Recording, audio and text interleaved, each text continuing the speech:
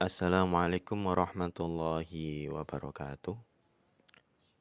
Alhamdulillah, pada kesempatan hari ini saya dari kelompok 4 mata kuliah Tarikh Tasyrik akan menjelaskan mengenai fenomena tasyrik pada masa sahabat kecil dan tabi'in serta berbagai faktor sosial yang melatar belakanginya. Namun sebelumnya saya ucapkan terima kasih kepada Bapak dosen yang mengampu mata kuliah tersebut, yakni Bapak Muhammad Asy'ari, dan juga teman-temanku sekalian yang sudah mendengarkan dan memperhatikan tugas dari kelompok kami. Selanjutnya saya di sini tidak sendiri. Saya akan ditemani oleh dari rekan kelompok saya. Yang pertama, Mas Arsyad Muzamil, Mas Muhammad Lutfi Kusyairi, dan juga saya sendiri, Wildanul Mukhaladun. Langsung saja. Poin A, faktor-faktor yang mendorong perkembangan proses tasyrik pada periode tabi'in. Yang pertama, yakni perluasan wilayah. Sebagaimana diketahui dalam sejarah, ekspansi dunia Islam dilakukan sejak zaman Daulah Umayyah. Langkah awal yang dilakukan Muawiyah dalam rangka menjalankan pemerintahannya adalah memindahkan ibu kota negara dari Madinah ke Damaskus.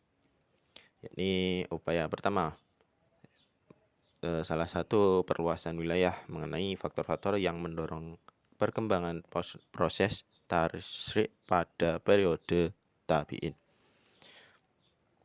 Yang selanjutnya, dengan demikian perluasan wilayah dapat mendorong perkembangan syariah karena semakin luas wilayah yang dikuasai berarti semakin banyak penduduk di negeri muslim. Dan semakin banyak penduduk, semakin banyak pula persoalan hukum yang harus diselesaikan. Dan upaya pertama ini pentinglah untuk mendorong perkembangan proses tasyrik pada periode tabi'in. Selanjutnya, yang kedua, perbedaan penggunaan ra'yu, yakni ada kecenderungan baru pada zaman tabi'in, khususnya fuqaha yang berada di Irak, memandang bahwa proses pembumian syariah membutuhkan timbangan rasionalitas.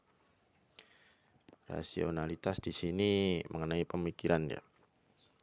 Mereka tidak saja mengedepankan rasio dalam memahami syariah dan menyikapi setiap persoalan yang timbul, tetapi juga memprediksi ketetapan hukum dari suatu peristiwa yang belum terjadi. Dalam bahasa Yusuf Qaradawi adalah fikih iftiradi. Selanjutnya, yang ketiga, meluasnya ruang ikhtilaf. Ruang ikhtilaf di sini yakni konsekuensi lain dari munculnya kontroversialisme pemahaman syariah pada periode ini adalah meluasnya ruang ikhtilaf, di mana tradisi ikhtilaf pada periode tabi'in berbeda dengan tradisi ikhtilaf pada periode sahabat. Karena pada periode tabi'in mereka sudah berpencar ke berbagai wilayah. Perluasan Islam memuncaknya perpecahan kesatuan agama negara akibat pergolakan politik selama pemerintahan Bani Umayyah dalam Adabul Ikhtilaf, karya Toha Jabir. Dijelaskan bahwa sebenarnya benih-benih meluasnya ikhtilaf telah tumbuh pada masa kekhilafan Utsman bin Affan. Yang selanjutnya, poin B, sumber-sumber tasyrik pada periode tabi'in. Yakni yang pertama, sumber dasar mencari ketentuan dalam Al-Quran. Mencari ketentuan ini menjadi opsi pertama dalam sumber-sumber tasyrik periode tabi'in. Yang jika opsi pertama tidak bisa, yang kedua yakni apabila ketentuan tidak didapatkan dalam Al-Quran, mereka mencarinya dalam As-Sunnah. As-Sunnah yakni hadis. Yang ketiga, Apabila tidak didapatkan dalam kedua opsi tersebut Al-Quran dan As-Sunnah, maka mereka kembali kepada pendapat sahabat. Yang selanjutnya, apabila ketiga opsi di atas tidak bisa, maka mereka berijtihad baik dalam bentuk ijtima' jama'i maupun ijtihad fardhi, baik berbentuk qiyas maupun istislah. Itulah tadi pemaparan materi dari saya sendiri yang mengenai poin A dan poin B. Itu selanjutnya poin C dan B akan dijelaskan oleh dari rekan saya, Mas Arsyad Muzamil atau Mas Lutfi Kusyari. Monggo. Baik teman-teman, saya akan melanjutkan pembahasan dari teman saya sebelumnya, yakni pengaruh ahli hadis dan ahli ra'yu terhadap prosesi tasyrik pada periode tabi'in. Jadi di sini ada dua pengaruh, yakni ahli hadis dan ahli ra'yu terhadap prosesi tasyrik pada proses periode tabi'in.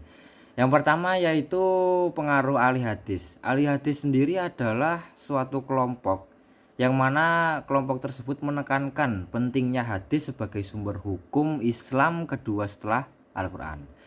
Mereka berpendapat bahwa semua hukum harus didasarkan pada hadis Nabi Muhammad.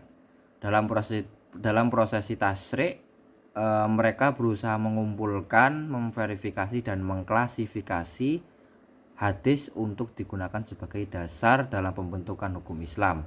Pengaruh mereka sangat signifikan dalam memastikan bahwa hadis menjadi sumber hukum yang penting dan dihormati.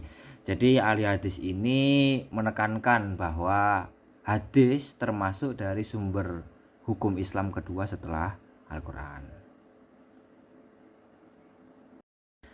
Untuk selanjutnya yaitu pengaruh ahli ra'yu.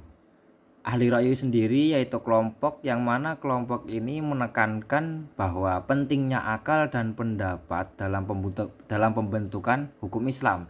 Jadi ahli ra'yu ini menggunakan metode bahwa mereka menggunakan akal dan juga pendapat pribadi untuk mencetuskan suatu pembentukan hukum Islam. Mereka juga berpendapat bahwa dalam situasi di mana Al-Quran dan hadis tidak memberikan panduan yang jelas, maka akal dan pendapatlah dapat digunakan untuk membuat suatu keputusan hukum.